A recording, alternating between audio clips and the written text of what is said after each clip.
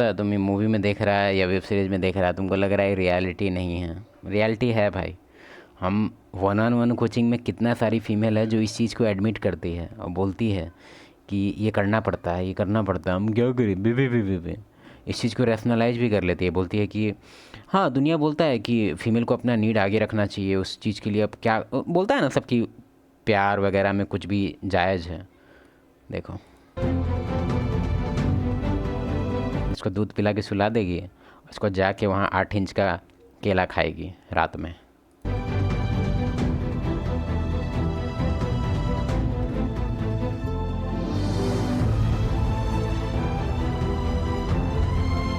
अब पता है एक चीज़ तुमको, एक चीज़ तुम इस सब सीन पे ध्यान दो। फ़ोन जो है ना, उसको फ़ोन कभी मत बोलो। तुम लोग स्मार्टफोन बोलता है ना, उसको स्मार्ट होल बोलो। कभी भी उस होल से एक 8 इंच का निकलेगा। जैसे नहीं देखा है कोई कोई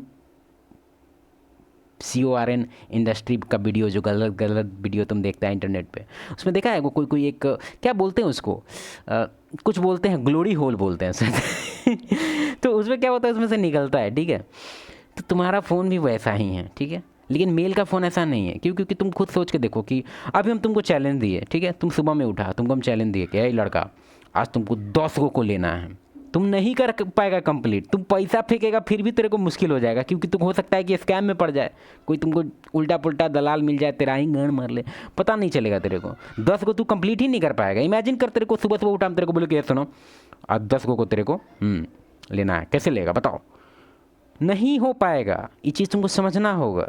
लेकिन फीमेल के लिए बहुत आसान है। फीमेल तो सुबह में जो दूध देने आ रहा है ना, एक बार उसको एक बार इशारा कर देगी तो वो दूध देगा, दूध का कमंडल छोड़ेगा और दूध लेके जाएगा। वो देने आया था दूध, लेकिन लेके जाएगा वो। बात समझ रहे हैं यहाँ पे कितना इजी है किसी भी फीमेल के लिए कोई भी लेना, समझ रहा है। तो अगर फीमेल इस चीज़ को इस तरह से एब्यूज करेगी तो पहले देख लेते हैं क्या हुआ है।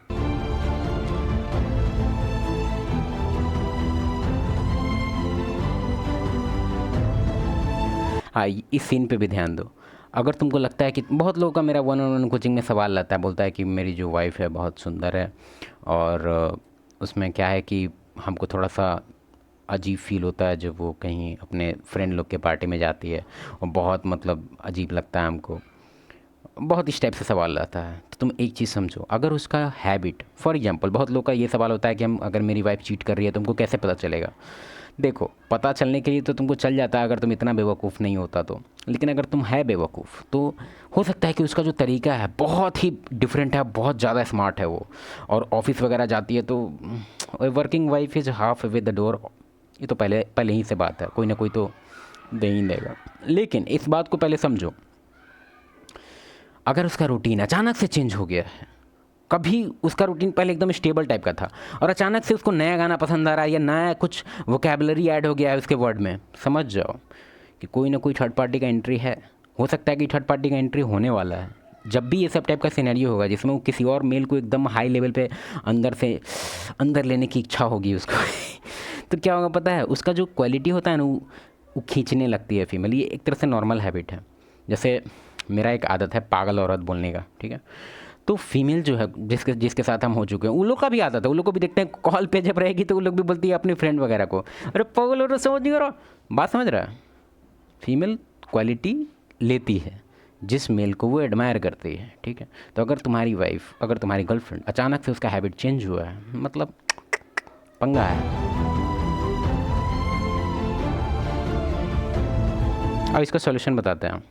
अगर इस टाइप का सिनेरियो है, उससे अलग हो जाए। तुमको अगर लग रहा है कि तुम इसको कोई गीता ज्ञान दे देगा या फिर कोई जिम्मेदारी का एहसास करा देगा कि हमारे बच्चे नहीं होगा। क्योंकि ये चीज़ कोई लॉजिकली सॉल्व होने वाला चीज़ नहीं है, ये सब चीज़ इमोशनल है, ठीक है। और फीमेल बहुत इमोशनल होती है।